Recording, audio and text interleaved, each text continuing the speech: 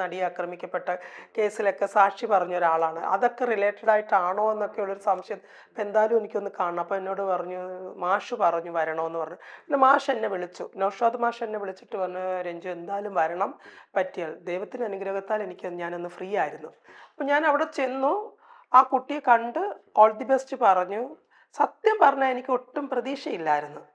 ഈ കുട്ടി പെർഫോം ചെയ്യാൻ പോകുന്നു എന്നോ, ഒരു മോണാക്ട് ചെയ്യാൻ പോകുന്നു. പക്ഷേ ഈ കുട്ടി ഓരോ ക്യാരക്ടറായിട്ട് ഇങ്ങനെ മാറി മാറി മാറി മാറി മാറി വന്ന് അത് ഞാനായി മാറുമ്പോൾ ഉള്ള ആ ഒരു ചേഞ്ച് അതെനിക്ക് ശരിക്കും ഫീൽ ചെയ്ത്. കാരണം ഞാൻ പല പോലീസ് സ്റ്റേഷനുകളും പല പ്രശ്നങ്ങൾക്കിടയിലും ഞാൻ ചെന്ന് നിൽക്കുന്ന ആ ഒരു എന്നെ എനിക്ക് അവിടെ കാണാൻ കഴിഞ്ഞു.